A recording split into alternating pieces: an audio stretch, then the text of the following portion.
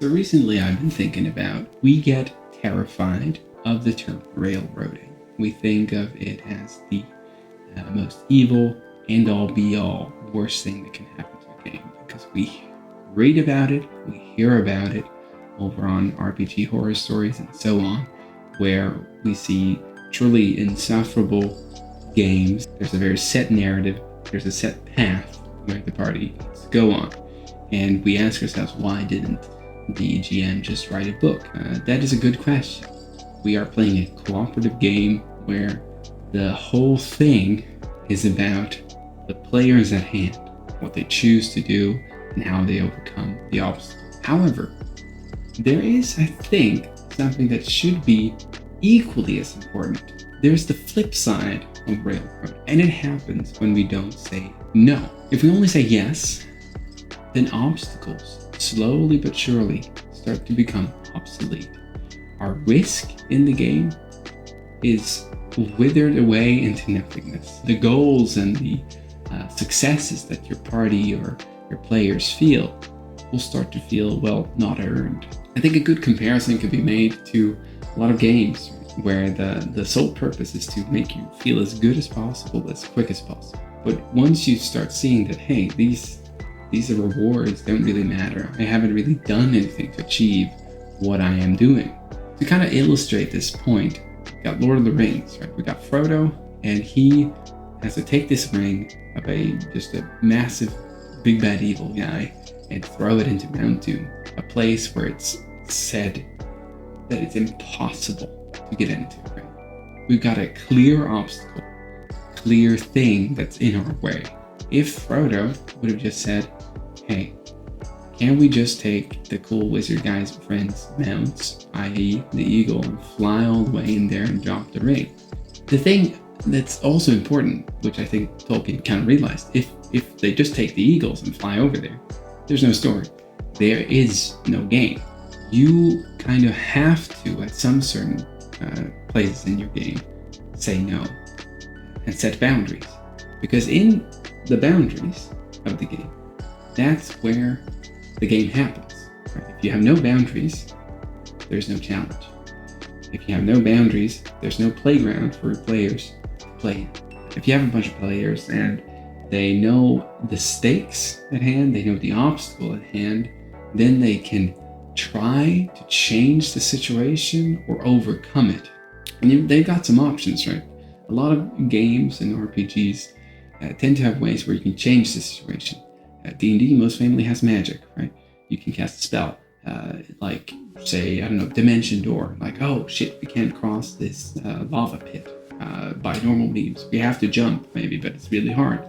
But then the sorcerer comes up, hey, let's just cast Dimension Door and we'll get over there. And then, yeah, that's a reward, right? But the task at hand looked impossible, right? But one of the players overcome it by changing the situation. And the same thing is also, a lot of players can use this, right? They can say, like, I am going to jump and I'm going to try my very best. And then through this little story device here, they can make it. And if it's good, then they might succeed, right? And then they've used the game, right? The game is about either, changing the situation, stacking the cards towards your player favor, or then, last resort, actually trying and possibly failing. But if we only say yes there, and we only give in to every kind of suggestion, or when kind of the players try to stack the cards too much in their favor, then the drama of the game kind of dies down. I'm going to give you an example from one of my games. A party in the middle of a dungeon in a cairn of the Moonblade, deep below ground in these elven ancient cairn tomb ruins, and they were looking for the Moonblade, of course. Now, there was a vampire in there, and there was a direwolf. The direwolf was protecting the ancient artifact sword, right? And the vampire was there to try to steal it for themselves. Now, I hadn't planned or had in mind that they would face these two enemies at the same time, because that encounter puts the encounter balance all out of whack. I could have easily pulled my punches there and said, well, hold on, I'm going to change into a warg.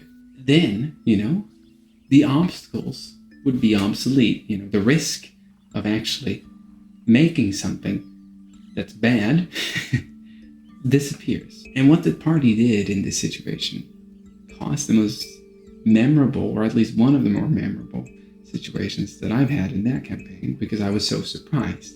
And that is, the box. I had my boundaries. I didn't know what my play was going to do. I thought, surely this is a TPK, but we'll play it out. They surprised me. And that, I think, is a thing that some games can lack. If you start pulling your punches, you don't get surprised. You plan for them to win, ergo, there's going to be no surprise. There's no risk of them failing. Now, what happened is that they triggered the vampire, triggered the direwolf, both come charging at them at once. We were in round 1 or 2 of the combat, and things were looking dire. Many players were close to being down or knocked unconscious.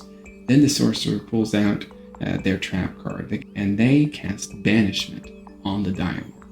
Now, this wasn't something that I at all had planned, right? But as they read through the spell, there it was. If the target is a Fey, they get banished back to the Feywild, and the direwolf failed to save. Suddenly, there was a normal encounter with the vampire, which they narrowly kind of succeeded. And it was one of the cooler moments of that campaign, because both sides, me as the DM, and the players knew the risk that they were in. There was a real risk of both dying, losing, and possible TPK. The stakes were high. If you start pulling your punches, the players will know, right? They will understand, hey, whatever we do in this, it doesn't really matter sometimes. If I pull 2 bosses at the same time, and the DM will just make sure that we survive. But here, we both knew that this is a dire situation. And that's the I think the boundary there, what the player needed, they understood the risk, right? They're well informed that these are the dangerous things that we're going to fight. They kind of rose to the occasion. They surprised us, right? And this is kind of the theme of all heroic stories. All seems lost, but then the heroes rise to the occasion and overcomes it, right? And that's what they did here. And I think that is important for you as a DM to remember. You have to have obstacles that actually challenge your players. To circle back to the title of this video, what is saying no? Right? Why is no important, more important than yes? Well, no defines the boundaries. If I only say yes, then the boundaries become kind of hollow, or at least blurry. If I have solid boundaries, then I have defined the play box. When they ask, can I do this? If you say no, then they know, this is not an option. I don't have to keep thinking about that. I can shut that down. Important part there is that you actually have to have a box, right, that's big enough. If you make it too small by saying no all the time, then there's no room for the players, right? But if you make it just big enough by saying no, you can't do that, but you have said yes to some other parts, then you have a big enough box for them to play. However, if you only say yes, the box becomes not a box, but a desert, right? A desert of opportunities and choices, which often leads to analysis paralysis, right? If I can do everything, then what am I going to do?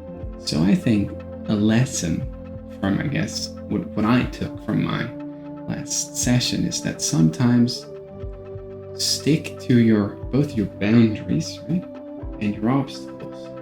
I planned this direwolf and I planned this vampire. I'm going to stick to my guns and I'm going to see what happens. And it worked, right? It worked great. I think it was very memorable. Everybody was very excited when it happened. It became a better game. Start saying more no. As weird as it sounds. To actually challenge your players. Try to create fun, cool, almost hopeless obstacles. You can also try to use those no situations outside of game. That can be very powerful. For example, if you have a D&D game, you have your pitch, right? The game is about this. It's about going down into the mines of Moria, killing goblins, and finding a Balrog. And then when you get to the game, they say, well, hold on, what if we just go over the mountain? There, going over the mountain, that's not what the game was about. So then you can pull your players aside or in between sessions and like, hey, the game is about this. Just as much for in-game as out of game. So in-game, you define the box with the whole, like you can do this, you can't do that. Outside of game, you can use your no to actually define what the hell your game is about, right? And you have your pitch, and then when the players say, can we just turn the campaign into this? Say no. Like, I prepared this is what I wanted the game to be, this is what we agreed upon. And then if they say like, yeah, right, that's right, we talked about that, we should actually play with what the game is, right? I think a lot of unnecessary conflicts can be resolved there, right? Pull your players aside and talk to your players, right? The end-all be-all answer of D&D, right? And then just say and define your boundaries. A lot of us DMs or GMs, I think, if I'm just guessing, can be kind of go into that people-pleasing behavior, right? We want everybody to be happy. If you actually clearly define the box, people that will enjoy that will stick to it. People that don't enjoy it, they can find a different box to play in. And I think that your games will be better for it. As a DM, you sometimes have to say no, 'cause not everything can go. Sometimes the boundary can be good. La la la, stay true.